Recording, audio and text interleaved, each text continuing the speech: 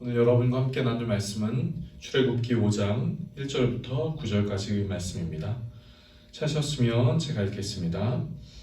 그 후에 모세와 아론이 바로에게 가서 이르되 이스라엘의 하나님 여호와께서 이같이 이렇게 말씀하시기를 내 백성을 보내라.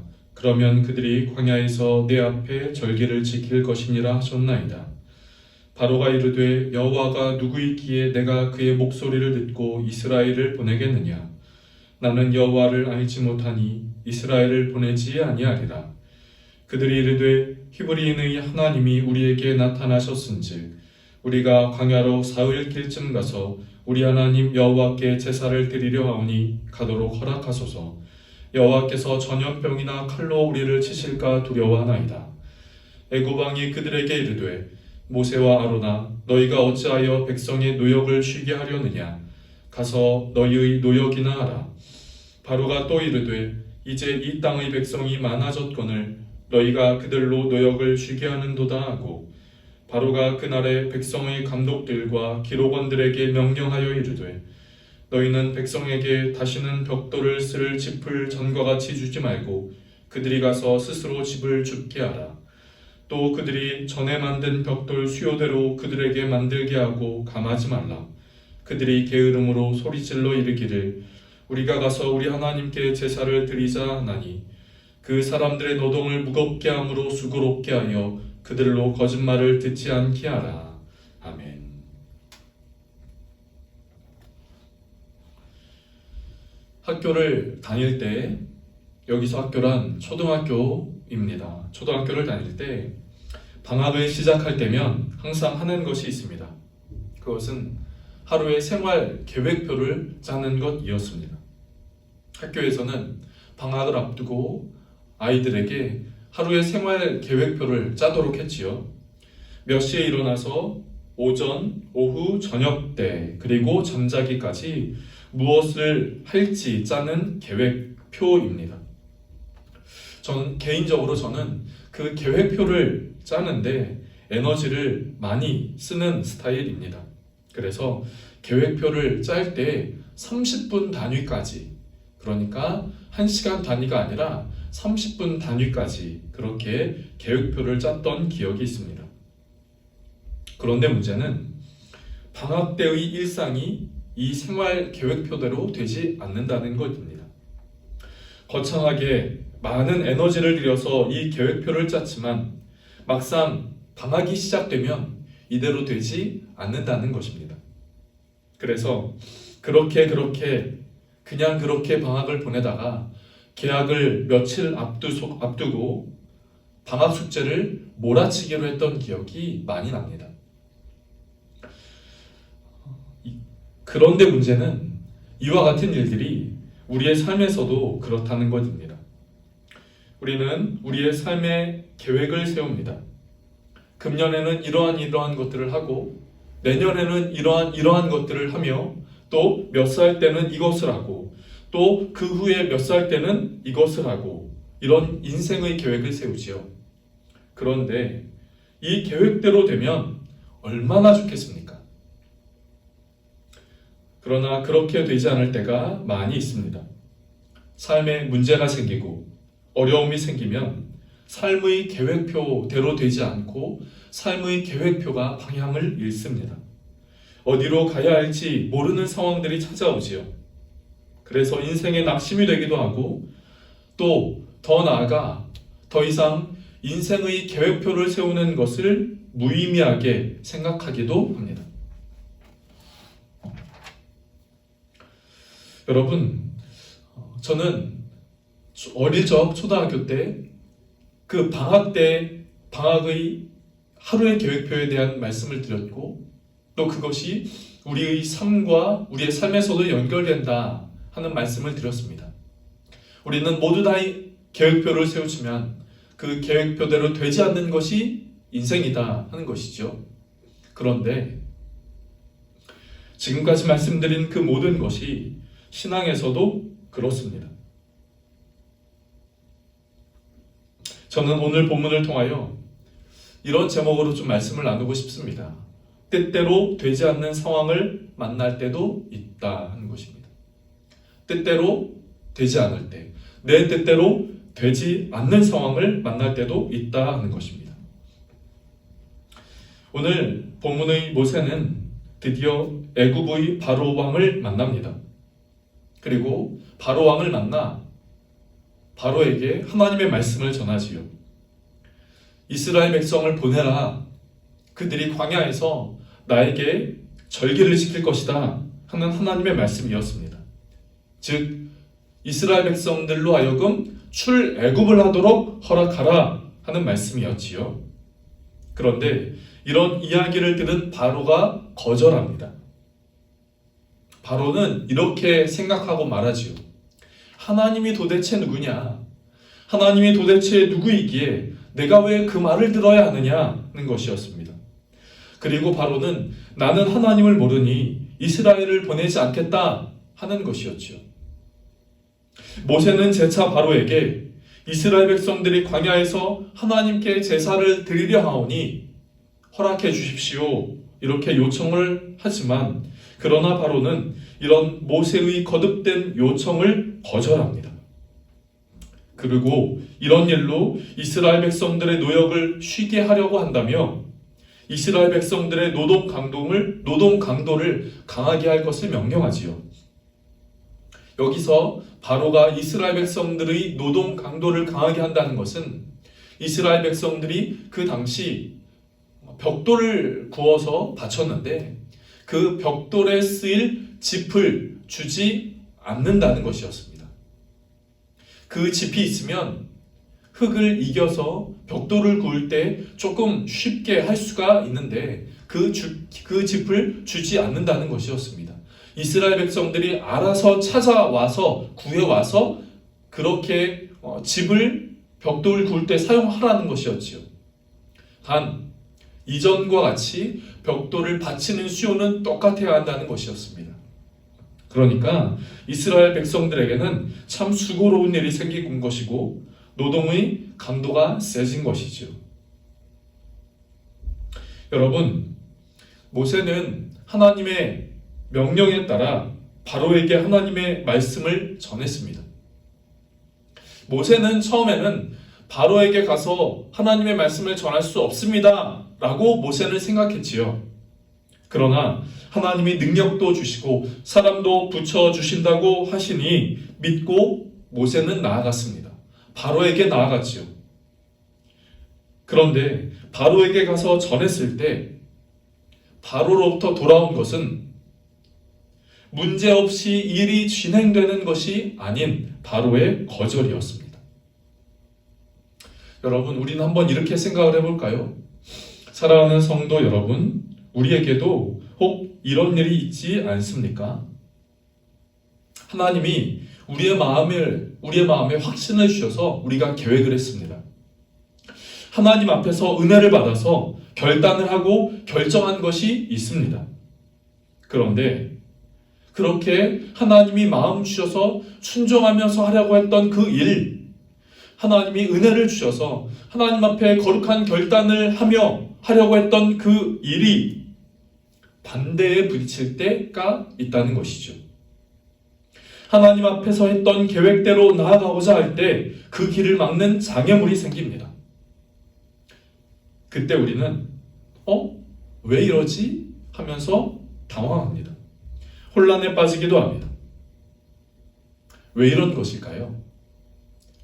우리가 쉽게 생각하기를 하나님이 우리에게 하나님의 말씀에 우리가 순종한다고 했을 때, 순종하며 나아간다고 했을 때 그 일이 풀려야 되는 거 아닙니까? 시온의 대로처럼 활짝 열려야 되는 거 아닙니까? 갑자기 돕는 사람들이 막 나타나고 그 일을 잘 감당할 수 있는 상황들이 조성되고 이래야 되는 것 아닙니까? 그런데 믿고 순종하며 나아가려고 할 때 예기치 않는 반대 부딪힙니다. 하나님 앞에 거룩한 결단을 하며 나아갔는데 거기에 장애물이 생깁니다. 그때 우리는 당황하지요. 왜 이래? 왜 이런 일이 생기지?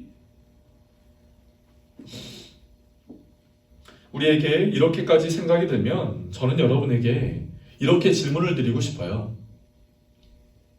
사랑하는 성도 여러분, 우리가 하나님의 말씀에 순종하며 나아갔을 때, 반대에 부딪혔을 때, 우리가 하나님의 말씀 앞에 순종하며 나아갔을 때 예상치 않은, 예기치 않은 반대에 부딪힙니다. 그렇다면 반대에 부딪혔으니 그 일은, 순종하며 나아가고자 했던 그 일은 반대에 부딪혔으니 그만두어야 하는 것일까요? 여기서 스톱이라고 생각을 해야 하는 것일까요? 장애물이 생겼으니 그것은 하지 말라는 뜻으로 여겨야 하는 것일까요? 저는 적어도 오늘 본문을 통하여 이렇게 말씀을 나누고 싶습니다. 우리의 인생에서는 뜻대로 되지 않는 상황을 만날 때도 있습니다. 우리의 인생에서는 뜻대로 되지 않는 상황을 만날 때가 있습니다. 우리의 삶이 건너가는 광야에서는 하나님의 뜻이라 믿고 붙잡고 순종하며 나아갈 때 방해물이 있고 거절의 순간이 있을 수도 있습니다. 그런데 문제는 그때 어떻게 해야 하는가 하는 것이죠. 그때 어떻게 해야 할까요? 출애굽이 이루어지는 과정 속에 모세는 절망을 하기도 합니다. 이런 바로의 반대에 부딪혀서 절망하기도 하고 이스라엘 백성들의 모습에 절망하기도 합니다. 그러나 하나님은 모세에게 말씀하시지요. 모세에게 말씀하셨습니다. 출애굽이 이루기까지 바로의 반대가 있을 것이다. 그러나 내가 여러 가지 이적과 능력으로 애굽을 치리니 너희가 출애굽을 할 때에는 빈손으로 가지 않고 너희의 손에 채워짐으로 갈 것이다 라고 하나님 모세에게 말씀하셨습니다. 우리는 여기서 한 가지 영적인 교훈을 얻게 됩니다. 우리가 믿음을 붙잡고 나아가는 길에 반대와 장애물이 있을 수 있습니다.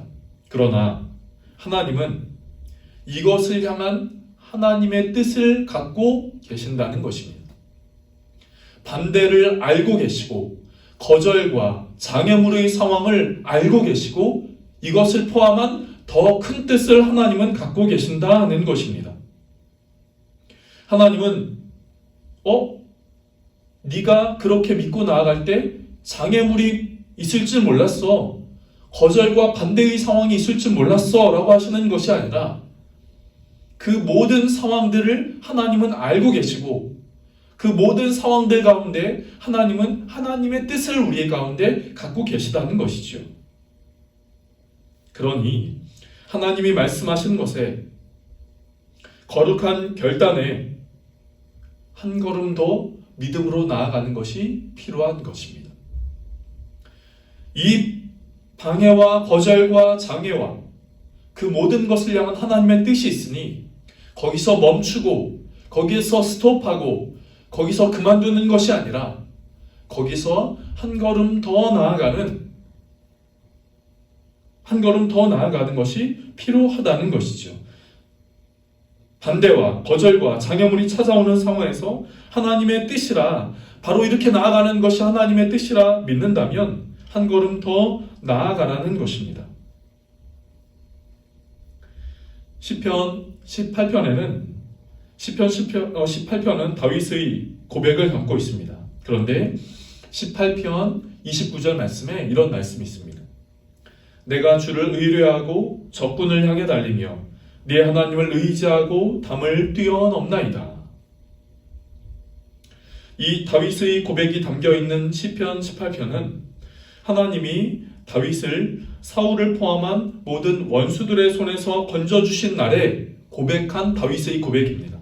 그러니까 다윗이 하나님의 뜻이라 믿고 나아갔습니다. 그러나 사울이 자신을 죽이려 하고 모든 대적자들이 자신을 죽이려고 하는 상황을 만나지요.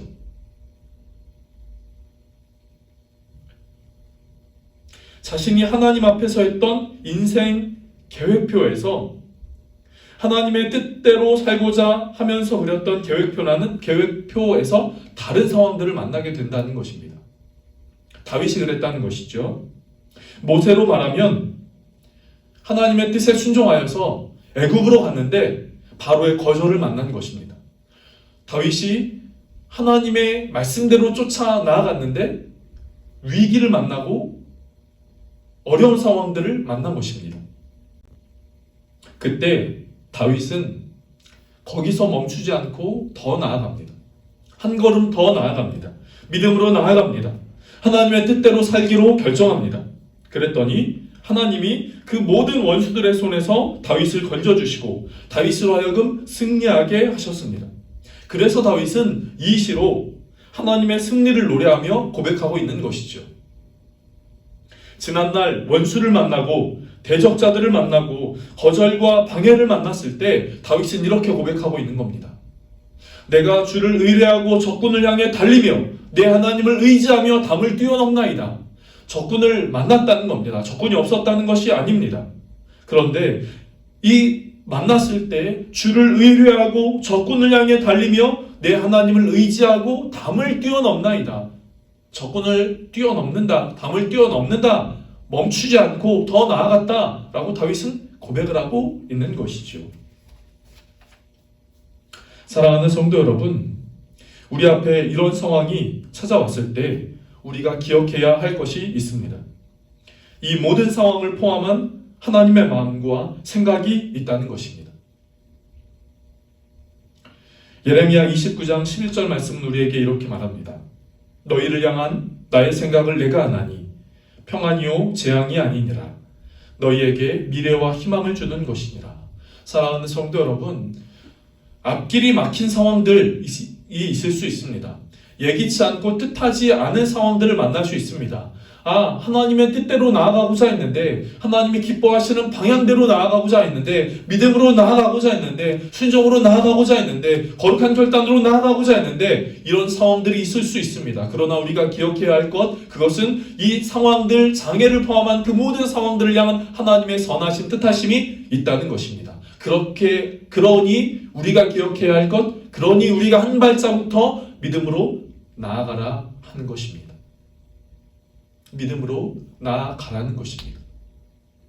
장애물이 있을 수 있습니다. 거절이 있을 수 있습니다.